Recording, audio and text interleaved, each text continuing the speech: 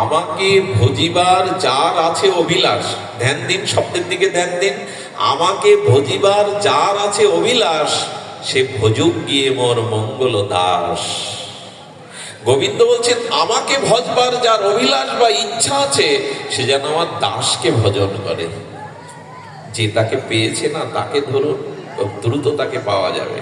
অন্য পথটা পাওয়া যাবে, সেটা যুগ যুগান্তর জন্ম জন্মান্তরের অপেক্ষা আছে, কিন্তু যে তাকে পেয়েছে তাকে ধরলেই পাওয়া যাবে।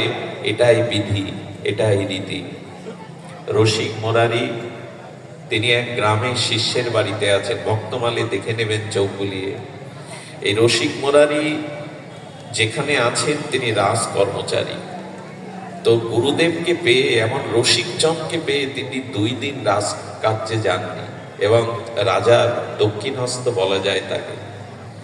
2 দিন পর সংবাদ দিয়ে যখন তাকে ডেকেছে রাজা, সম্রাট দেখেছে, বলছে কেন আসেনি? বলো আমার গুরুদেব এসেছে। গুরুচরণ ছাড়া রাজকার্য আমার কাছে অন্ধকারের মতো লাগে। বলো বলিহারি তোমার গুরুদেব, তোমার মতো রাজ কর্মচারীকেও যে আবেশে বেঁধে ফেলেছে, তাকে তো একটু দেখতে হয়, নিয়ে আসো।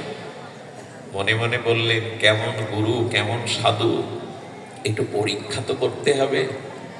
গুরুকে পালকি পাঠিয়েছেন, আর ভেতরে ভেতরে তার বিনাশ করার জন্য মস্ত হাতি রেখে দিয়েছেন। হাতি যেন তাকে আক্রমণ করে। দেখি সাধু যদি হয়, প্রকৃত সাধু যদি হয়, তবে এই মত্ত হস্তিকে সে বশ করুন। দেখুন আমরাও মাঝে মাঝে এরকম পালকি পাঠাই, ফুল ছড়ায়, আবার মনে মনে তার নিন্দাও করি।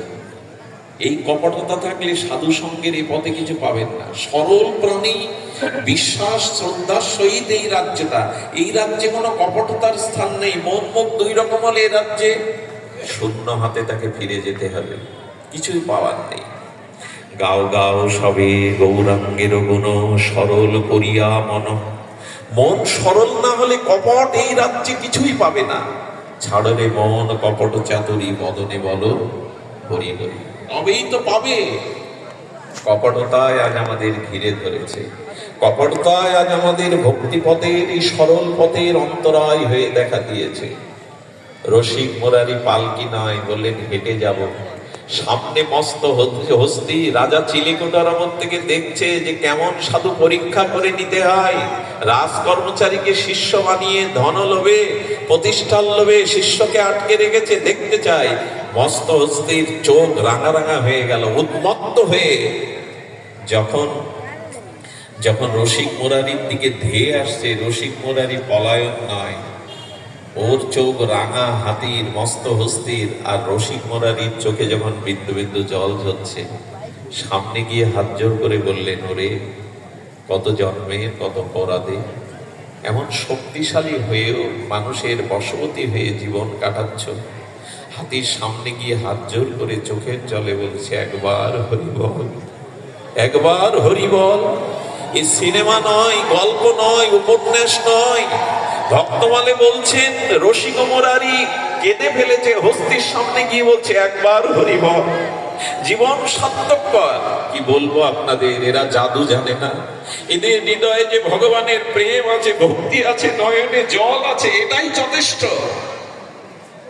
মস্ত হস্তির লাল চোখ জলে ভরে গেল। কি যেন ওর আসলে কি জানেন, আগুনে হাত দিলে যেমন জেনে জ্ঞাত অজ্ঞাত সারে হাত দিলে যেমন হাত পড়ে, যদি কোনো ভগবানের প্রিয় ভক্ত, নিষ্কাম ভক্ত, অপরাধ শূন্য ভক্তের হরিনাম হরিকথা কানে যায়, তবে আগুন যেমন পুড়িয়ে দেয়, হরিনাম কানে গেলেও হৃদয়ের পাপ বুদ্ধি পুড়িয়ে দেয়। হৃদয়ে আর পাপ বুদ্ধি থাকে না, হৃদয়ে থাকে না। এই যে এখানে আমরা সবাই একসাথে নারী পুরুষ বসেছি, এখন কারো মনে কোনো পাপ বুদ্ধি উদয় হয় নাই।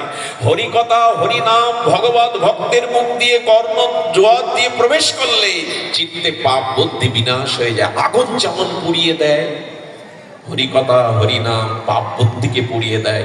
হাতির কর্ণ দিয়ে যেই এই রসিক মুরারি মহা অনুভবী ভক্তের কর্ণে প্রবেশ করেছে হরিনাম, একবার হরিবল, সঙ্গে সঙ্গে হাতির সেই পশু বুদ্ধি চলে গিয়ে ঝরঝর করে চোখে জল আসছে। সম্রাট চিলেকোটা থেকে দেখছে রঙ্গ। হাতিটা কি করলো জানে? তার হৃদয়ের অনুভূতি দ্বারা চোখের জলে রসিক মুরারির চরণে লুটিয়ে পড়ল সুর দিয়ে দোপা নিচু করে।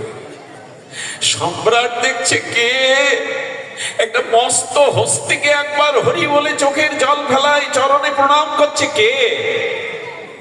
এই হলো প্রকৃত সাধু, এই হলো সাধুর মহিমা।